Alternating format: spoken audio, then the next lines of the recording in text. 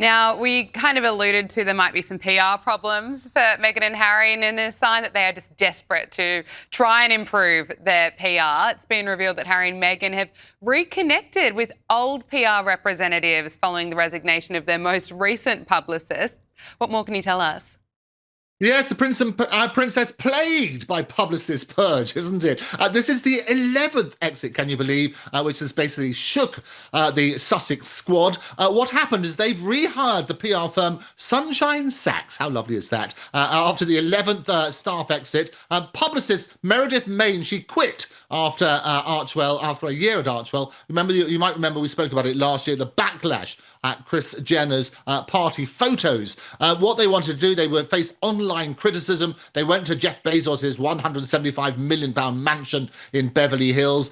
They wanted all the images to be deleted because they were a bit upset that royals might be basically shun them during this reconciliation attempts. What's happened, they also had the executive director, James Holt, resigned. SSML, small, medium and large, I guess. And they also, you probably know, they're behind people like Hollywood heavyweights, Leonardo DiCaprio and Jimmy Fallon. And they're basically looking after their reputation now. Kelly Thompson Morgan, who's the president or co-president of the firm, she attended the 2018 wedding. She's going to be working in conjunction with the internal communication team in Europe, spearheaded by director Liam Maguire. They're trying to stabilise this image. It's basically from wedding guests to PR guardians. The firm fights Sussex firestorm amid family feud fears. They need to get their team right, and any more people leaving, the time when your PR people disappear and desert you, that's the time to worry. Yeah, well, they've been worrying a few times now, haven't they? 11 times, in fact. Now, look, Prince Harry is in London. He appeared in a London court for his high-profile case against a British publisher. And Prince Harry, he jetted off from California to the UK. This was over the weekend, and this was ahead of the 9-week trial, which is taking place in the High Court. But importantly, no reunion with the family, it seems. Yeah, well, that's right. Charles is up in Scotland, 400 miles away. But Harry, as you say, he flew in on Monday. He's got this case against Associated Newspapers, yet another legal case. He's accusing them of phone tapping and illegal information gathering during 1993 to 2011. Alongside him, his fellow litigants, who've got Sir Elton John, his husband, David Furnish. You've got campaigners, Baroness Doreen Lawrence, and politicians, Sir Simon Hughes, and also the actresses Sadie Frost and Liz Hurley. They're all taking this action against Associated Newspapers, and what they say is this allegations of unlawful information gathering. The trial's taking place before Mr. Justice Nickling at the Royal Courts of Justice, just up the road from me. Associated Newspapers, I should say, have denied any wrongdoing. They say the claims are preposterous and an affront to hard-working journalists whose reputations and integrity are wrongly traduced. Harry himself is due to give evidence this coming Thursday. I have sat in on previous hearings. As you know, my background's as a lawyer. I am a barrister and that sort of thing. And it is interesting. And it's basically, this has been a series of lawsuits. He won in 2023 against the Mirror Group newspaper, where the High Court ruled that he was a victim of widespread phone hacking.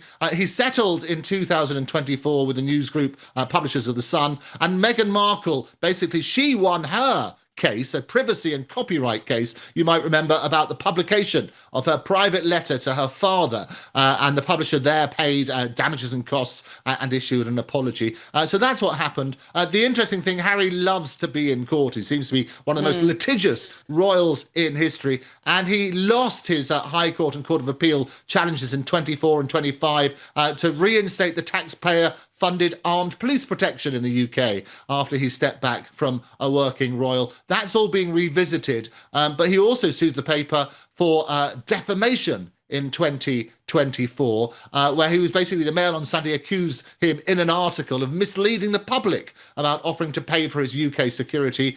In the end, he didn't follow that through, that particular case, and he agreed to pay some of the publisher's costs.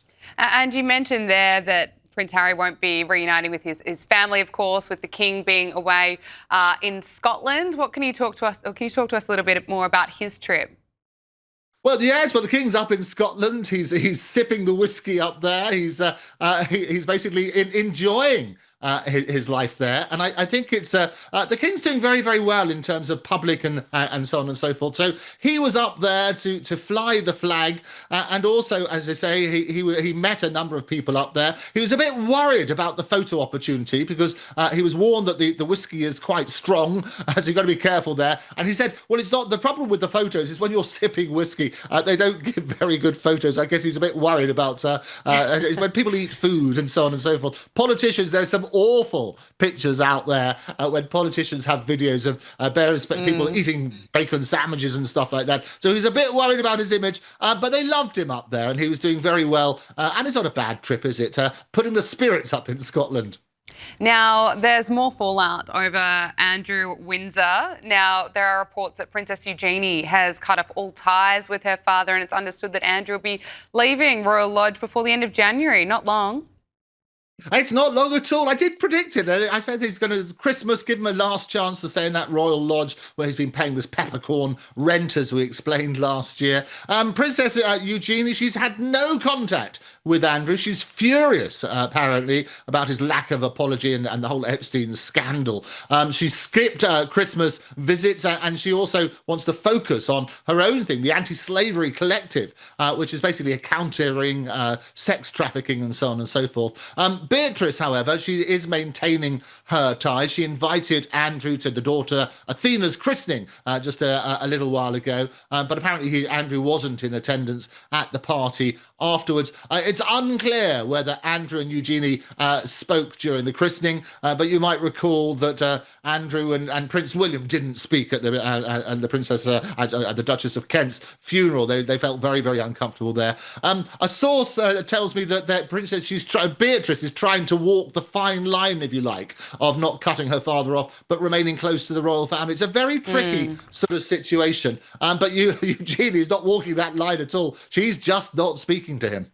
Well, another massive family drama. It certainly exploded this week. The Beckham drama. Of course, Brooklyn Beckham issuing a blistering statement accusing his parents of being controlling, saying that their behaviour has been controlling and it's caused problems in his relationship with his wife, Nicola Peltz. He said that he was humiliated that his mother, Victoria Beckham, hijacked his first dance with his wife at his wedding. Now, David Beckham has responded.